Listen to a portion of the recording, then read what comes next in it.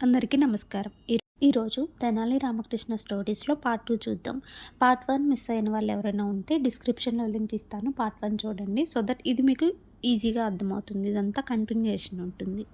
రామకృష్ణుడు రాయలవారి సభకి వెళ్ళాలనుకుంటాడు కదా.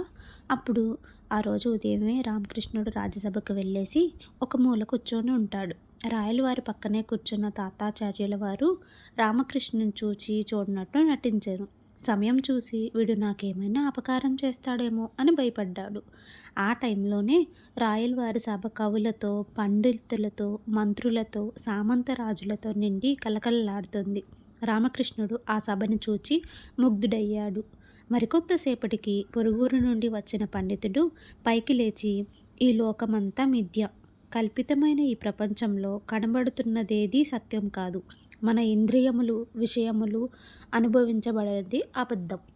మనం రుచి చూడడం, వాసన చూడడం మొదలగు ఇంద్రియ అనుభవములన్నీ మనస్సు కల్పించేవే కానీ సత్యమునకు బయట ఏమీ ఉండవు, అంతా భ్రమ అని చెబుతూ ఉండగా సభలోని వారంతా విని ఆశ్చర్యపడసాగారు. అంతలోనే రామకృష్ణుడు పైకి లేచి, అయ్యా, మీరు చెప్పినట్టు మాటలను బట్టి ఆలోచిస్తే మనము అనుభవించామనుకోవడానికి భేదం లేదని అనుకోవాలి కదా అని అడిగాడు. అది విని పండితుడు, అవును, భేదమేమీ లేదు అని చెప్పాడు. దాంతో రామకృష్ణుడు సభలోని వారిని చూసి, మహాశయులారా, ఈ పండితుడు చెప్పిన మాటల్లో ఎంత సత్యం ఉన్నదో మనం సులువుగా నిరూపించవచ్చు. నేడు రాయలవారు ఏర్పాటు చేయించిన బ్రాహ్మణ సమారాధనలో మనమందరం తృప్తిగా భోంచేద్దాం.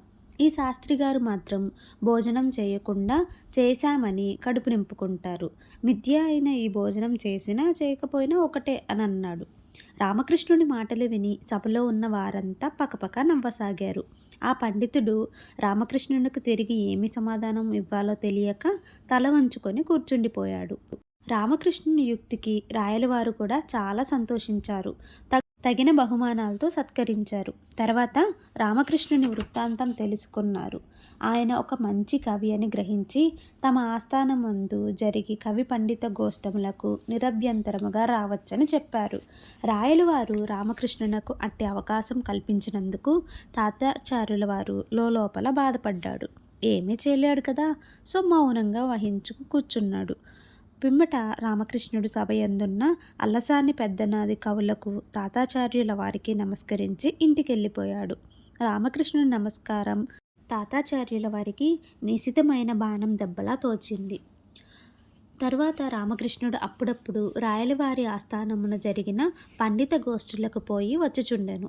అట్లు పోవచ్చు అల్లసాని పెద్దన కవి ఆశ్రయించి తను నెట్లైనా ఆస్థాన కవిగా నియమించుకోమని కోరెను. పెద్దన కవి రామకృష్ణుని కవిత్వను మెచ్చుకొని అతడు ఆస్థాన కవిగా ఉండదగిన వాడని తలచెను. ఒకనాడు రామకృష్ణుడు పెద్దన కవిని దర్శించినప్పుడు ఈ పద్యము చెప్పాడు. పద్యం తప్పైతే చదవడంలో క్షమించండి. నలుగురు నిన్ను బలుమారున్ గెలిచెరు సుగుణోక్తక కాంతిర్యాక్తులనన్ నలుగురు నన్ను బలిమారన్ బలిబలీన కచ్చరంగ పాండురంగ.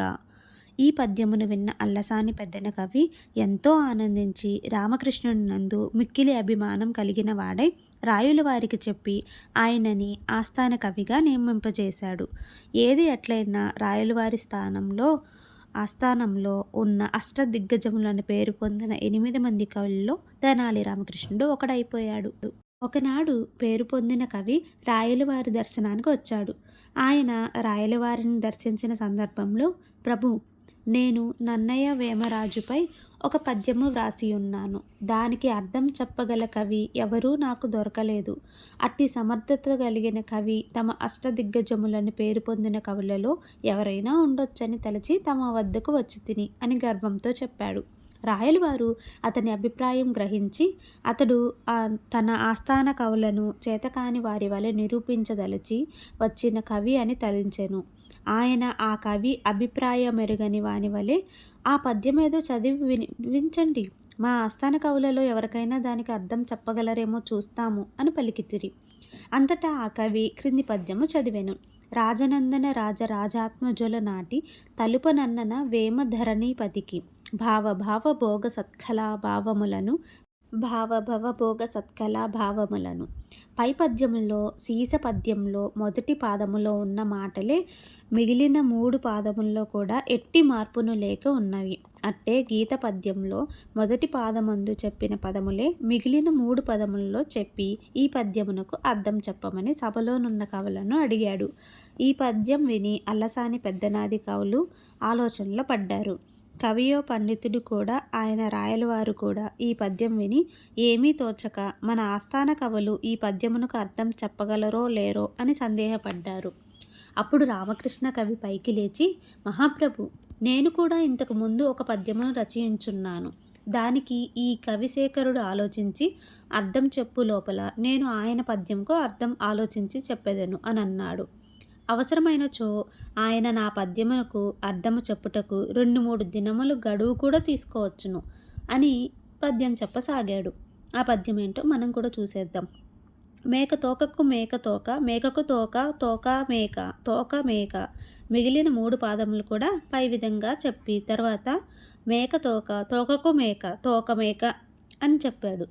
రామకృష్ణుడు చెప్పిన పద్యమును పొరుగురు నుంచి వచ్చిన కవిశేఖరుడు విని ఎంత ఆలోచించినను అర్థం తెలుసుకోలేక మరనాడు చెప్తానని గడువు తీసుకున్నాడు. సభలోనున్న వారందరూ అందుకు అంగీకరించి ఆ రోజుకి సభ ముగించేశారు. ఆ తర్వాత రోజు మామూలు ప్రకారం రాయలవారు సమక్షమునకు కవులు పండితులు అందరూ వచ్చి కూర్చుంటారు. పొరుగురు నుండి వచ్చిన కవిశేఖరుడు రామకృష్ణుని పద్యమునకు ఏమి అర్థం చెప్పాలో వినాలని ఉవ్విలూర్చుండెరు. ఎంతసేపైనా ఆ సభకు కవిశేఖరుడు రాలేదు. అంతటా రాయలవారు ఆ కవిని బస చేసిన ఇంటికి రాజభటులను పంపించారు. వారు తిరిగి వచ్చి ఆయన అర్ధరాత్రి సమయమున లేచి నగరం నుండి వెళ్ళిపోయాడని భటులు వచ్చి చెప్పారు. ఈ వార్త విని సభలోనున్న వారందరూ నవ్వుకున్నారు. రామకృష్ణుడు తమ గౌరవం నిలిపాడని కవులు సంతోషించారు. రాయలవారు రామకృష్ణుడి బుద్ధి చాతుర్యానికి ఆనందించి తగిన బహుమానాలు ఇచ్చాడు. ఒకనాడు రాయలవారు మంత్రులు, సేనాధిపతులు మొదలగు ప్రముఖులతో రహస్యాలోచనలు చేయుచున్నారు. ఆ సమయమున రామకృష్ణుడు అనుమతి లేకుండా శ్రీకృష్ణదేవరాయల వద్దకు పోయి పరిహాసములాడబోయెను. రామకృష్ణుని అనుచిత ప్రవర్తనకు రాయలు కోపించి సమయము సందర్భం లేకుండా పిలువని పేరంటమునకు వచ్చినట్లు అనుమతి లేకుండా లోనికి వచ్చిన పరిహాసములాడుటకు సిద్ధపడిన ఇతనిని బయటికి తీసుకొని వెళ్ళి గొయ్యి తవ్వి కంఠము వరకు పాతిపెట్టి ఒక రోజంతా ఉంచి మరనాడు ఏనుగుతో తొక్కించమని రాజభటులతో ఆజ్ఞాపించాను. రామకృష్ణ కవికి అట్టి కఠిన శిక్ష విధించినందుకు సభలోనున్న వారందరూ బాధపడితిరి. కానీ రాయల వారికి నచ్చచెప్పి రామకృష్ణుని కాపాడుటకు ఎవరూ సాహసించలేకపోతిరి. రాజాజ్ఞకు తిరుగులేనందుకు రాజభటులు రామకృష్ణుణ్ణి ఊరి బయటకు తీసుకెళ్ళి గొయ్యి తవ్వి లోనికి దించి తల ఒకటి మాత్రం పైన కనపడినట్లు కంఠము వరకు మట్టిని అంతా నింపేసి మరునాడు ఏనుగుని తీసుకురావాలని అనుకుంటూ వెళ్ళిపోయారు.